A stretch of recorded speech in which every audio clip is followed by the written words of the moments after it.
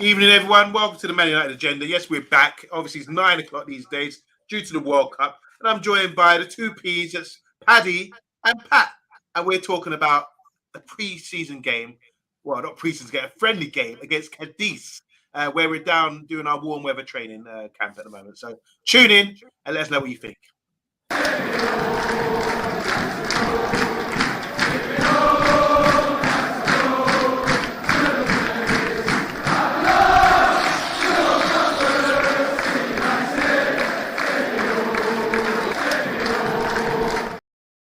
All right, guys, welcome to the Man United Agenda. I hope everyone is tuning in and ready to go.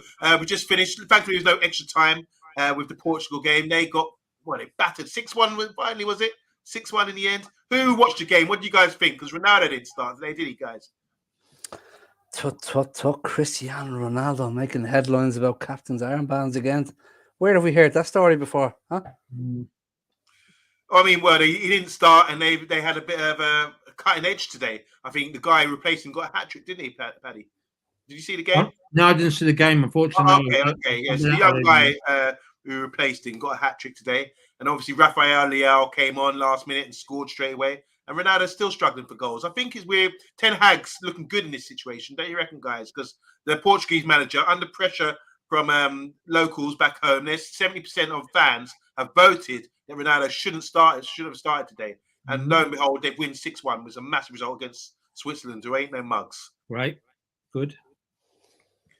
Yeah, I think I'm glad. To be fair, it's coming. I think things are coming on to roost now that Ronaldo's not the main man for Portugal, isn't it? And I think, there are other players coming through now, which is great to see. And as you know, the World Cup may finish at some point now, and then Ronaldo will have to move on to a new team, and then a new era comes in there. So it's all good for me.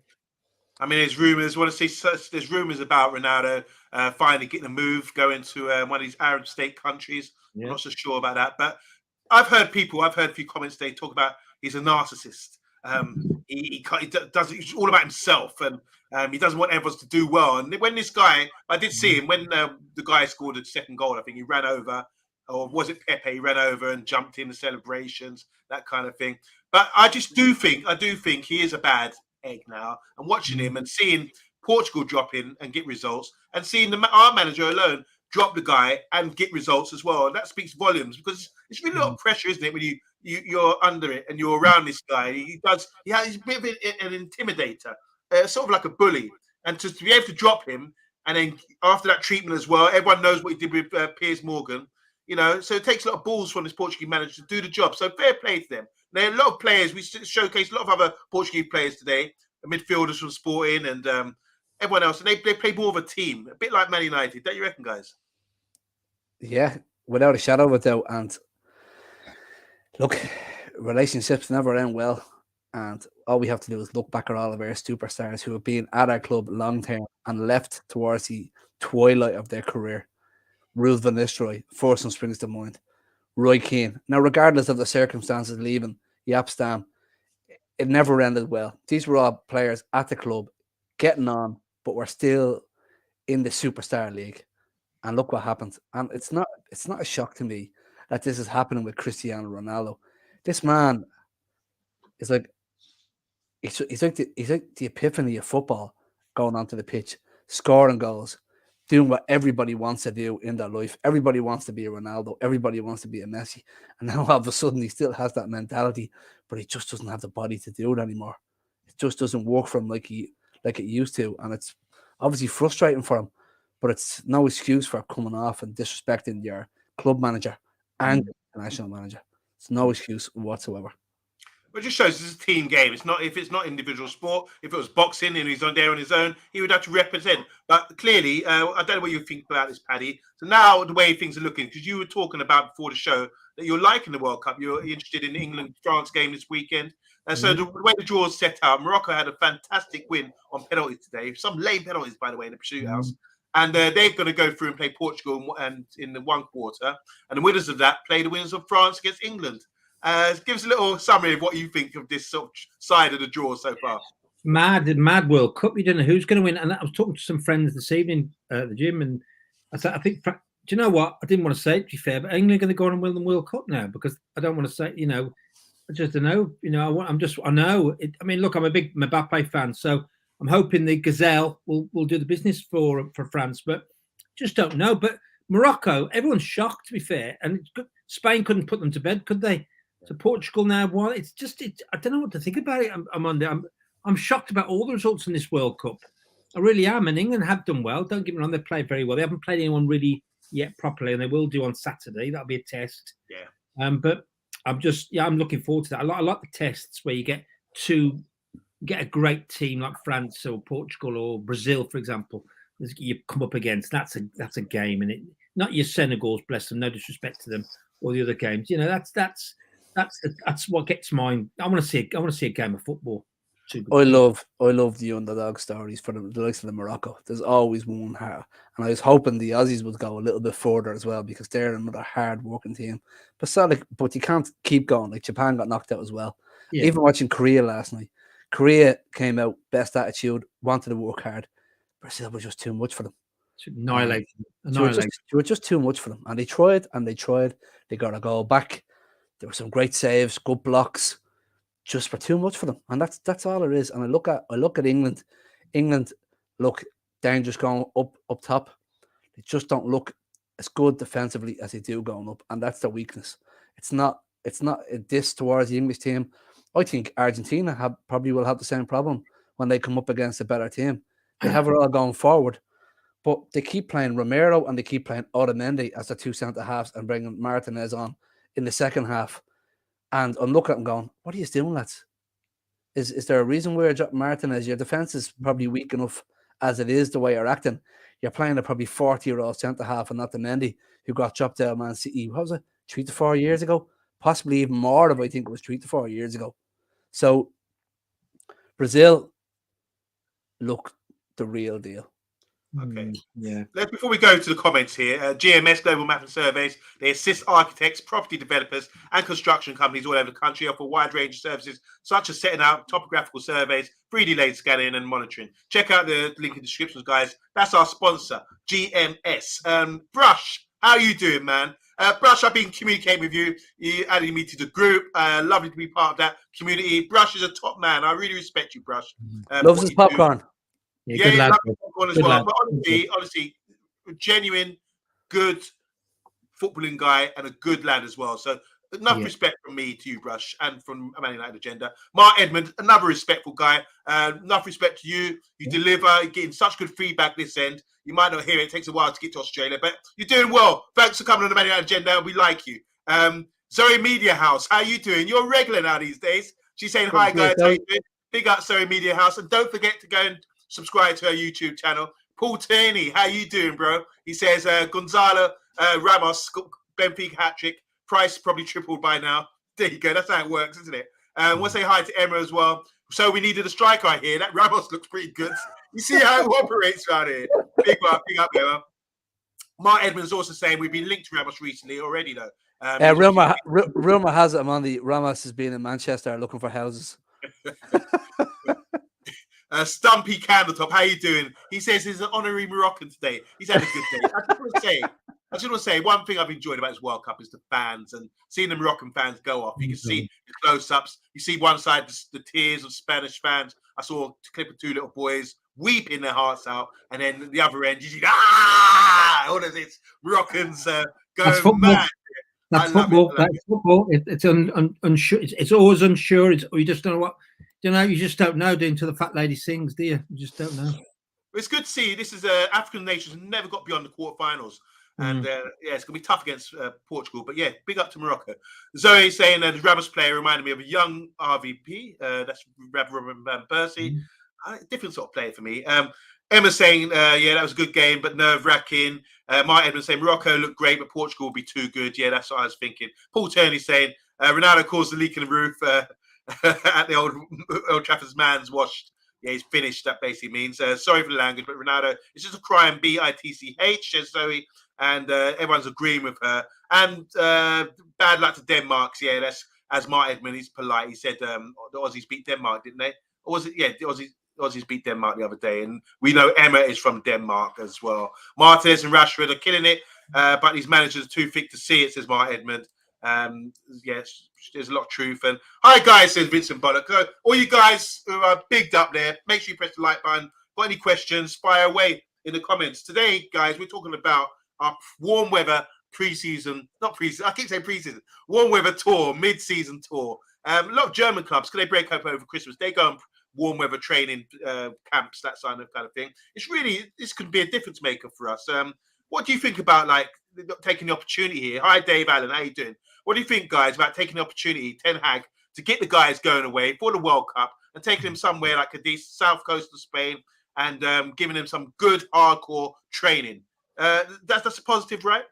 Yeah, training, one. Bit of vitamin D at Christmas time can never do anybody any harm. You know, what's the first thing that happens to all of us around the December time?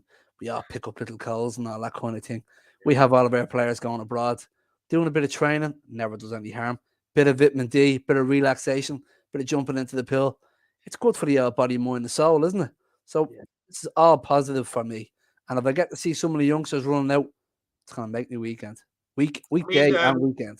One thing Ralph said when he came to the club, he's saying he hasn't got enough time to implement his strategy because it's relentless, game after game. And we've got this little break now. Do you think that's going to be beneficial, Paddy, like Ten Hag being able to sort of implement his tactics further onto the squad?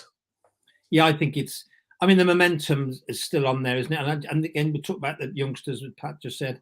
I'm looking forward to against Garnacho again, but he's out there now, isn't he? He's obviously not in the Argentinian squad for the World Cups, so he's out there working hard, that little diamond, and he's going to be well for it, isn't he? For the training that's going on and having all that hot weather, so it's looking good. I think what Ten Hag is doing is great, and I'm so chuffed with Ten Hag and this manager. Really, the momentum and this team's doing well. It's only going to get him better when he gets back. Paddy Wack, do you think that Eric Ten Hag is going to get a bit more time to work with the players he hasn't got a chance to work with so far? Aaron Wan-Bissaka, some of the youngsters like Iqbal, give them a bit more of his time that he would normally be able to give them. Yeah, you're some of the younger players, definitely. Some of the other kids he likes, that will come through. Some may not do. The other players on the fringes that we discussed, like Wan-Bissaka and a few others, yeah, he'll work with them, but I just don't see these players coming in. You know, I think some of these, my personal view, you know, is that ship has sailed on some of these players. I'm sorry, you can work with them, they can get a bit of training because it's a squad game. Some of them might have to come in, but some of them I want to see pushed out now and then bringing some quality in. We can't, you know, the transfer window is in December. I don't think we'll be buying anybody in January, but we need a striker. We need some reinforcements, and then with the hoo-ha with regards to the sale of the club, who knows if there's going to be any money? There could be we don't know, do we, on that score? So yeah, it's great that Ten Hag is out there and he's taking that time now to work with these players. Great, magic. I think, as I said, Zoe's saying here, I like Ten Hag. I think we all do. I think we're seeing something different with this guy. When we opened the show, talk about Ronaldo, for instance. He stood up against Ronaldo and it looks like he's winning. He's made the right decision. Yeah. I'm going to read out some quotes here, guys, about the tour and about Ten Hag's philosophy behind that. Man United are one of the teams in Europe with the most away players at Qatar at the moment. So, out of the biggest clubs, we've got probably the most players still playing in the World Cup right now. And they're going to need time to recover. The psychological and the physical is draining, isn't it, when it comes to major international tournaments. So speaking ahead of this trip to Cadiz, the training camp, and we've got a couple of games coming up this Wednesday and this Saturday as well, Ten Hag explained the reasoning behind the camp.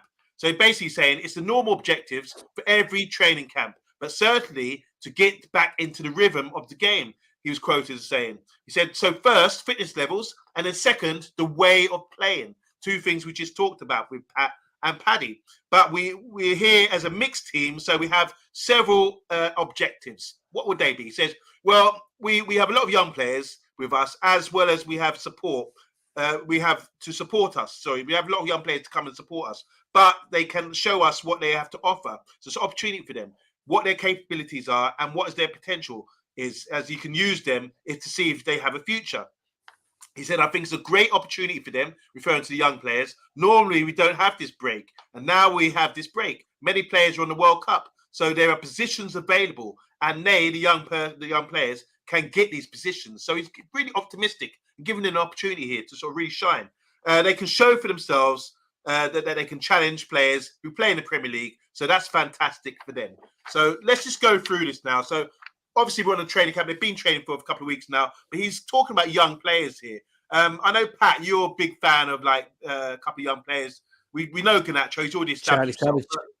Yeah, Charlie Savage and Zidane Iqbal. I haven't really had the opportunity, but pre-season they were on tour in Australia and the Far East. Do you think he's referring to these guys? I hope he does, because I think these two lads come as a pair.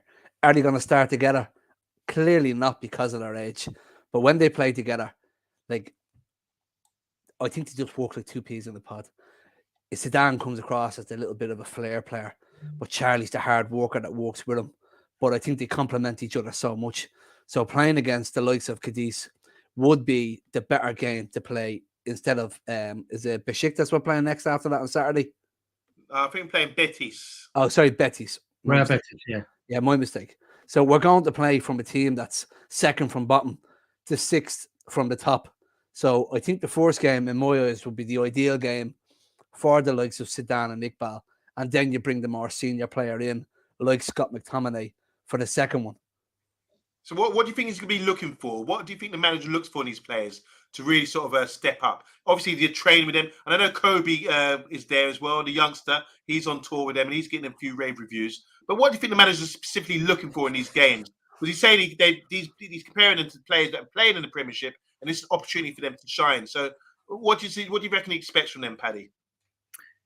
I think he's looking for them to step up to the mark a little bit now and start, looking towards getting to this first team. I know it's going to take time. I get that. But these kids have got to be, look how Garnacho's taking his opportunity. Yeah, but I know he's a little diamond in the rough, isn't he? He's a bit different, really different. These players have got to, we're forgetting. I've always talked about this on this channel about class of '92. That was, everyone thinks, everyone gets carried away a little bit. But sorry, that was a one-off. But these players have got to try and get in this first team, or they'll be loaned out and then they'll be sold on, and they'll go to championship teams or abroad. So they've got to take the chances now. It's either it's do or die, really.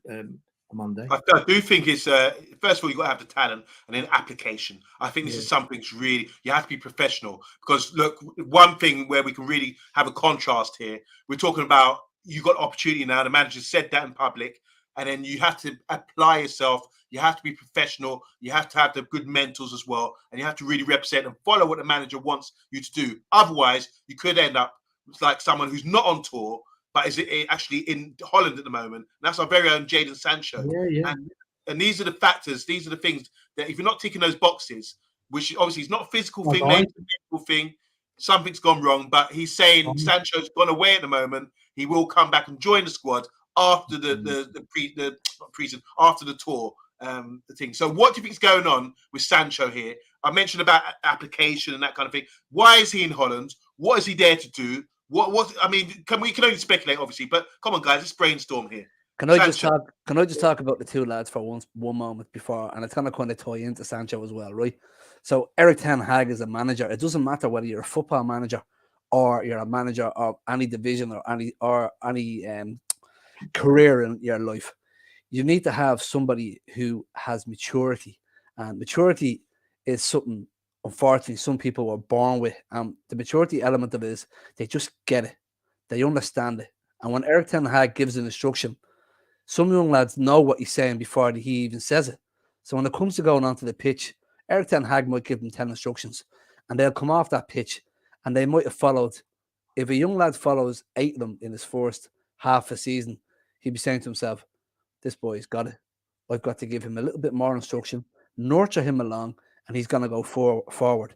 But if he has them on the pitch for 6 months and they're still not doing the first 3 or 4 things that he's asking for, they're running into space, they're wasting balls, they're not staying tight to the man, he's going to end up losing patience. Now, do I think that's a similar problem that Jadon Sancho has? I think it has to be, because why else would a young lad who clearly can't be that unfit, because he's been so fit in his life, he could get that fit like that again. Match fit, different story. But he's such a talent. What can possibly be wrong with a young lad that he's not doing it for what Erik ten Hag wants? Does he need to go and play a system until he understands that system better? And that's what he's gone into Holland for. Or, sorry, where did you say he was? He's gone for a crash course in playing the Erik ten Hag style until it's bred into him. He just needs a bit more nurturing than other players until he understands it. Okay, there's reports here, said Emma, of Sancho wanting to focus on his family and then football. So I reckon there's been issues in his personal life and then the illness and tonsillitis thing as well. So we can only speculate. Paddy, do you want anything to add about this? You're saying he's gone initially, but why is he in Holland? What do you think's going on there? I think Ten Hag again he's got his coaches over there, he's got his contacts over there, and they're looking after him over there to give him some extra work and work with him, which is great. Don't get me wrong, I'm giving Sancho some time, and he obviously needs. There's things going on, as Emma's just pointed out.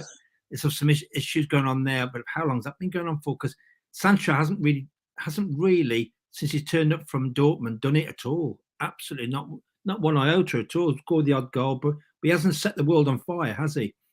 But he's got. Thing is, we're not running a school here. I've got to say, we're not running a charity or a school. You've either got to do it, mate, or move on. Because with this team, it's got to move on now. To move, I mean, start to step it. Stop going. We've got to start going up there now with the Liverpools and the Man Cities. We've got to get as close as. Again, we're not running a chat. We've just got to push on. And I'm being ruthless here. Sorry. Either Jadon, you do it, mate. You either do it, Jadon, or you be back. Good night, Vienna. But what about this whole thing about mental health and trying to get the best out of players? Maybe his confidence has been shot. We're speculating here. We're just brainstorming. We're just throwing it all in there. Obviously, you'd usually think if you go on tour with the boys and do the work, the hard work, do the runs, do the drills, and play a couple of friendly games, that kind of thing, that would be doing good. But clearly, it's not that. There's something else that's going on, and maybe Emma's touched on it there. But I do think it's a mental thing because he's not producing. Maybe it's the pressures. Maybe there's there's something going on behind the scenes. Maybe he needs to focus more, and Ten Hag's identified that, and he needs to sort of get him to some sort of mind school or somewhere psychological place in Holland where he can learn something to build his confidence up, a motivation kind of thing. Monday, you're right. You're correct. But how many players in the past? I'm going back years now. Who've come to United and it's become, I don't know about this. This is too much for me. How many? There's a graveyard full of players that were great, but just didn't do it really and didn't do it. So that does happen here at Old Trafford and Manchester United. Paddy, I agree with you there, right? Yeah. We've spent big money on players like Juan Sebastian Ferran. He would have been the biggest flop originally that I can remember. Okay, one of the first big ones. We bought him for mental money, right? But the difference was when he came to Manchester United, we had a settled squad with a settled manager that was well structured, and he couldn't fit into that system. Everybody said it about him. All the ex-players said he was a fantastic footballer, and some of the things he could do with the ball were just extraordinary. But he just didn't settle into Manchester United or settle into the way of football. But the difference, I think, with Jadon Sancho is Manchester United have heavily invested a lot of money in him, 100 million to that extent, and including his wages so far, basically, right? And they can't just turn around to him and say, sink or swim, out you go, because they're not just going to get that. They're not going to recoup any of that money back. So I think the difference now, Pad, to what we've seen in the past is if we probably had a more settled squad with Erik ten Hag for the last probably couple of years, I don't think Erik ten Hag would put as much work into Jadon Sancho as he's getting now. Okay, just guys, let me just go through a few comments here. Hi, Robbie Norman, how you doing, man? He's saying, would you swap him for Bellingham? I was looking at his comments saying, who do you, tell me what you're talking about here, Robbie. You swap who for Bellingham? Hope you're not talking about me or Paddy. Yeah, well, there you go. Yeah, I would. Bellingham, I'm telling you. Paul Tierney saying, watching Diallo at Sunderland, rated him over Elanga. I've got nothing against him. So he's playing really well. We touched on that yesterday. Zoe Media House is saying, we have to remember it's only Sancho's second season. And he's still young, so there's a lot to develop here. I think that's for you, Paddy. Box is saying, why wouldn't Ten Hag want to get his hands on Sancho on a personal level and work with him one-to-one? That's what we're trying to speculate here. He's gone to some sort of mind school in Holland. Emma's saying, if you want to get back to the top, then we need to have patience with our players, especially the younger ones. Mount Edmonds saying, we need to leave him on loan to develop. I think he was referring to Kobe. Oh, yeah. No, Diallo he must be talking about. Oh, Diallo, of course, yeah. Sounds to me a bit like Sancho's wanted to get out of England and just focus on training on his own, says Emma. We can only speculate. Oh, sorry. Speak of the ice cool penalty from Hakim. I'm enjoying that. And on a bonus, Bono, Irishman is in goal also. make sense of that, guys. Robbie Norman saying Sancho. Okay, you referred to Honorary Bono Irishman. Bono. I wouldn't swap Sancho for Bellingham because I think they're different positions, but I see where you're going with that. Andrew Williams, how you doing? He said Sancho needs to show that he has the appetite for the fight, and he seems a bit mentally fragile for him. So there you go. So let's talk about this game. So we're playing, guys. 14 in the comments. Make sure you press the like buttons. We're playing Cadiz. We've been on training course. I keep saying pre-season and training course. Mid-season training. Been on training for nearly a week now. So we played a game against Cadiz. As Pat pointed out earlier, they're not really a La Liga first team, the first top league team, are they? They're second from bottom. They're struggling, but they have had a few good results. And they've got a couple of ex-pros, good players as well. We're not going to talk about them. We just want to see what we're going to get out of the game and who's available. So just to let you know, we know for a fact that Jadon Sancho's out. He's not playing. And also Tanzabi's out. So from that, we can gather with the 29-man squad who's available and who's in. We know for a start, De Gea is going to be in. We know that already. There's 4 goalkeepers there, but De Gea is probably going to be the one playing. Brandon Williams and Wan-Bissaka, guys. Here's a good one. Wan-Bissaka and Brandon Williams. This is a talking point. Paddy, can you just touch on this? Brandon Williams, what are your thoughts on him? Because when he first came on the scene, I thought he had all the characteristics that you like in a player. I did. Sorry, Nanda. Yeah, go ahead. Yeah, I like Brandon Williams. I thought it was great when he came into the team quite a bit, and I loved his fight. And he's a young kid. I thought, I really did like him. I really did. But it seems to have then been loaned out to Norwich. Has he been out? And maybe. So he's. I don't think he fits in the plans. I don't think he does now. We're looking for better now, aren't we? Wan-Bissaka, ship sailed. See you, mate, on your boat, mate. Pat, you want to counter that? Because, look, they've both been injured. Do they deserve a shot? They've probably got... This week's been really crucial for their career, at the club, because I think Brandon Williams had about 50 appearances for Man United, 29 appearances last year for Norwich, even though they got relegated, and he's been a bit out of favour. But we do need a right-back slot. We need someone to take that slot just in case Delo gets injured late in the season. So what are your thoughts on the two of these players and what do they need to do to step up on this tour? I've always liked Brandon Williams. Hard working, grafting, mank lad. You see the videos of him buying his dad's vans on the internet, buying his dad Mercedes Jeep, I think it was, on the internet. Humble lad comes across. Nice things doing for his family. Look, Brandon Williams came in. He got stuck in. He got ousted out of the squad because there wasn't a position there for him. We did bring Alex Telles in around the same time. And he went out to Norwich. I thought he'd done well at Norwich. Norwich wouldn't have been an easy team to go to. But he got his position in there and he worked hard. Is there more time for him here? I believe so. Because if he wasn't, he would have been sold off by now after his first loan spell. That's usually a good indication when they come back and they're not shipped out straight away. It's usually a good indication they have promise for a young man like Aaron, and there's every reason to like him. Not Aaron, for Brandon. For Aaron Wan-Bissaka, it's a tough one. I like Aaron Wan-Bissaka. I really do. He's a good grafter, but I just think that the game of football that Erik ten Hag wants to play is too technical for him. He expects too much of a player who's too defensively minded. Very good at tackling. He wasn't called a spider in the first season for no reason. Would I like to see him get a bit more time? Yes. He needs to have his chance. But these two games, he's really going to have to shine because he's not going to have a whole lot of more opportunities to get in there. Guys, I'm going to go through the comments in a sec, but let me just read out what the manager says about Brandon Williams. He's saying Brandon had a bad injury and really struggled, but he's in the right direction. When asked about the former graduate and he's getting on his recovery, he's in a good way. He's back on the pitch and he will return to the team training next week. He will go with us to the training camp in Cadiz and will be available for the team. I'm happy for him. This is what the manager said via club media. So the manager's is not overly excited or enthusiastic, but he's saying he's coming back from injury and he's going to have a good opportunity this week. Andrew Williams saying Aaron Wan-Bissaka and Brandon deserve more than they've been given.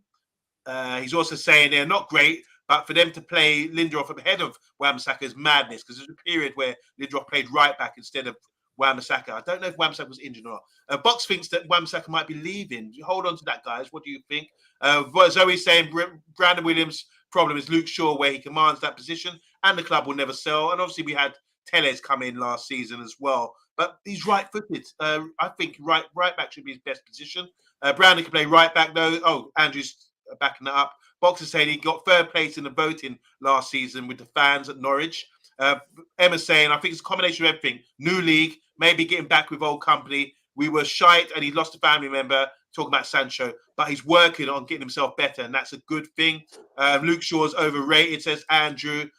Vincent saying, remember Phil Jones has been shipped out, and I think Brandy could do a better job than him. But the players are there now. I just why above his skill level, even in the youth academy. Sorry, I'm not reading that correctly.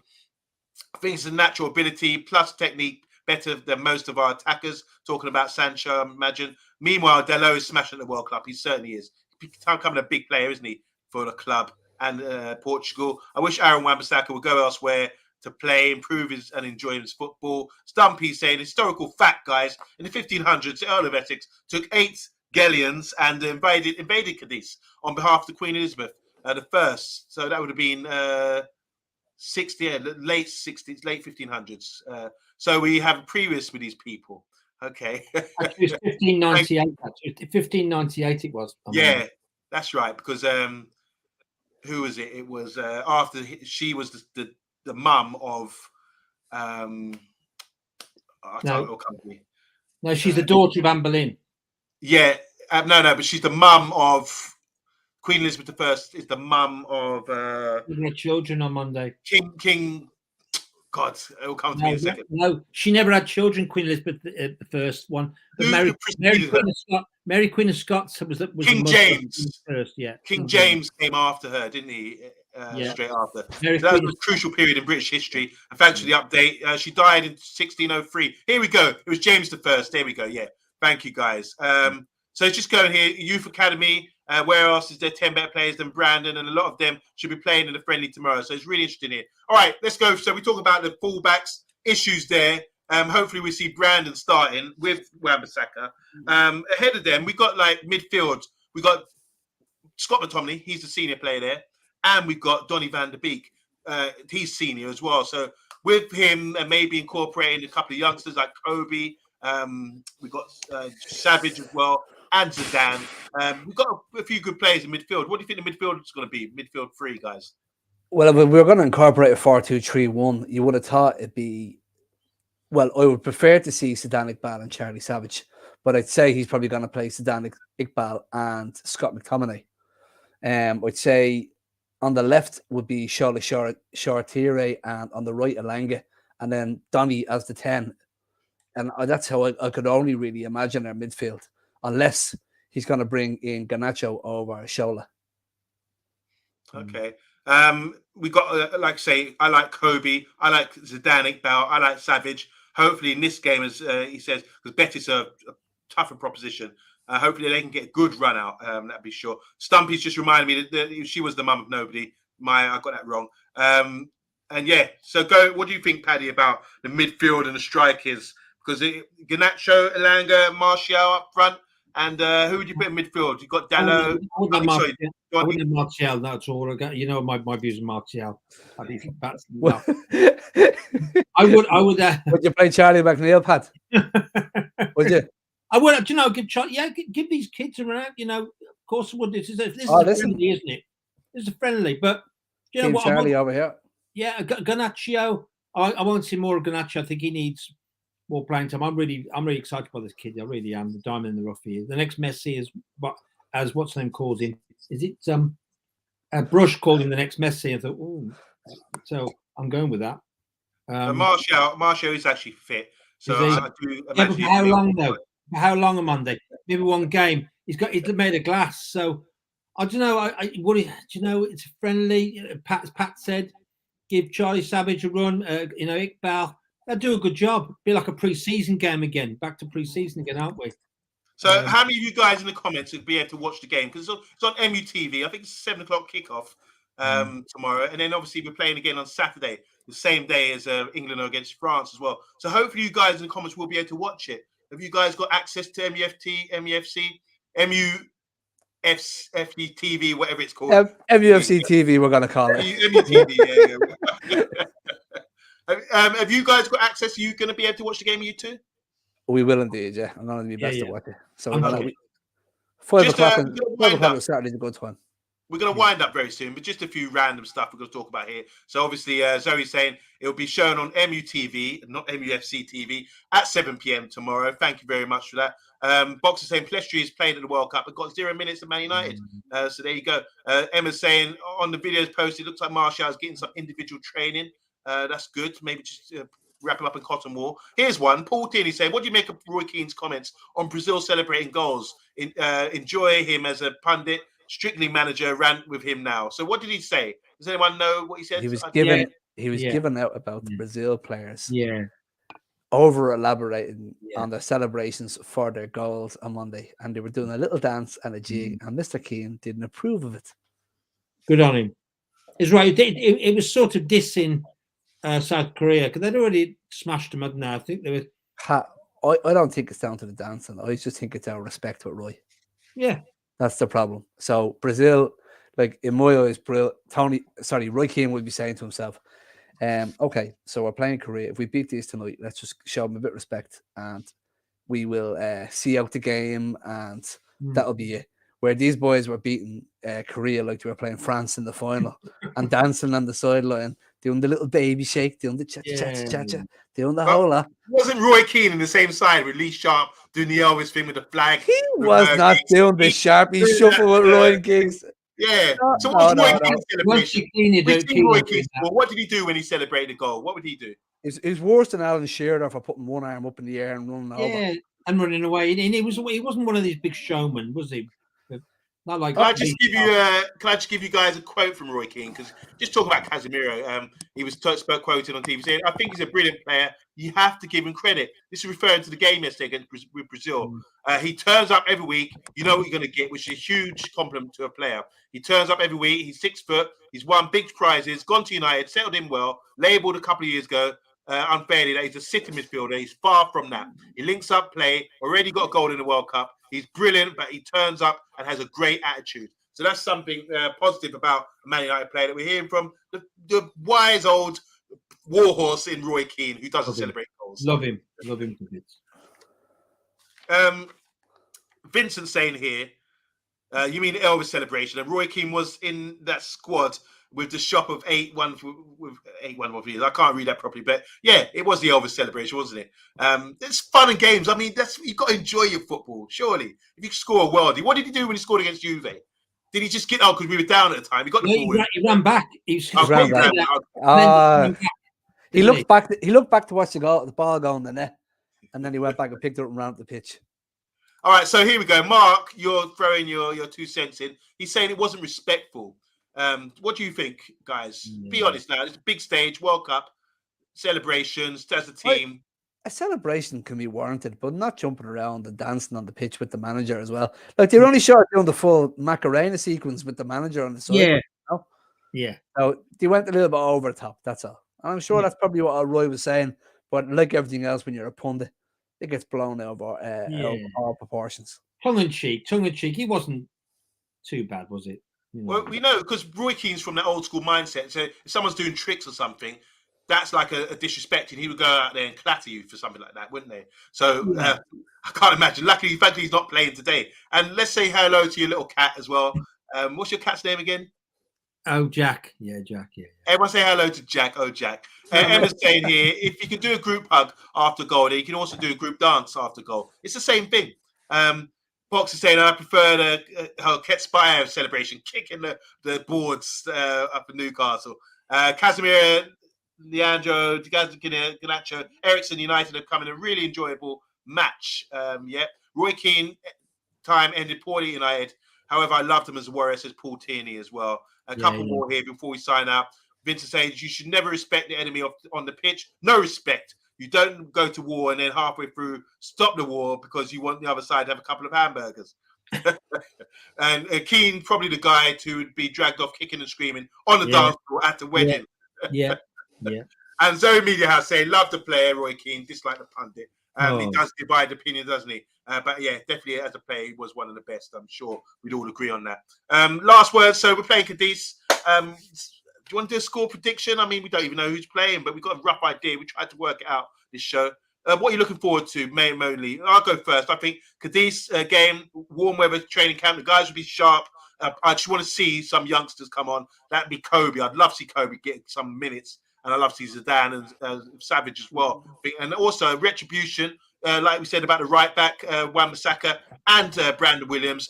I hope they can sort of step up because you only get a small window of opportunity, and the manager will be watching, and all of us will be watching to analyse how they get on. And also, there's a guy called Bernard who plays centre back, so hopefully we get to see him with some minutes. Against Betis, though, I think that's a different proposition. They don't have many players in the World Cup. They will be playing a strong side, so it'd be really interesting to see how we fare against these teams in this warm weather as well. So it's going to be great watch for the next few days. Pat, final word on the friendlies?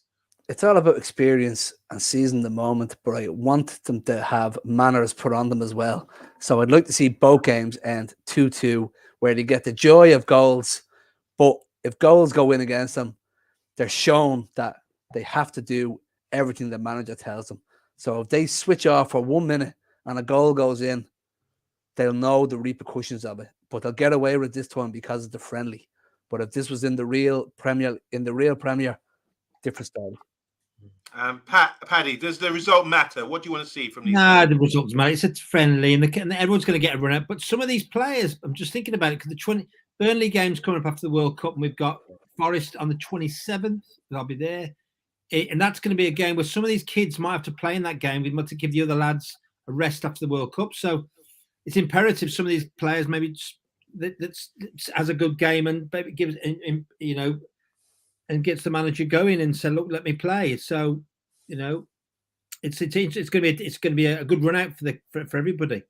But yeah, I want to get the players back from the World Cup as much as possible and get the Premier League back after the World Cup's finished. That's for me. I'm sure everyone's itching to get back to it, but this is just a tease, isn't it? These two games. See us playing again. Paul Tini saying, big up to us, guys. Cheers for the show. He's also saying Gerardo is the best right back after Dalot.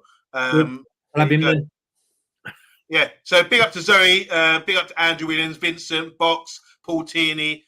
We also had Emma Kay in the house as well. Big up to Mark Edmund. Hopefully we see you later in the week. Mark, hope you're doing well. I don't know what time it is, but it must be, what? I can't remember, head or behind. Stumpy Candletop. How you doing, man? Thanks for the history lesson. We learned a lot. Queen Elizabeth I, invaded Cadiz, and hopefully we'll be doing the same on tomorrow, hopefully. Guys, it's been a pleasure. We're going to sign out now. Don't forget, the game's on tomorrow. We'll be doing a post-match show, won't we? To discuss that and also talk about the World Cup as well and players that interest you. Really appreciate all the comments. And obviously, go on, Pat. Big shout out to Robbie Norman and Brush as well. Oh, God, sorry. Yeah. I forget about you guys. Yeah, so we'll be back tomorrow at 9 o'clock because obviously we don't want to sort of clash with the World Cup at the moment. And we'll be talking about the aftermath of Man United versus Cadiz, who was second from bottom in the league. Hopefully you guys will join us and maybe you two can join us as well. I won't be here. Probably be Kalula, I think, Mr. B and whoever else. But maybe they'll be doing a watch-along as well. So look out for that, guys. Make sure you subscribe to the channel and we will see you guys tomorrow. From Paddy, from Pat, and from myself, later. Take it easy, guys. Take it easy.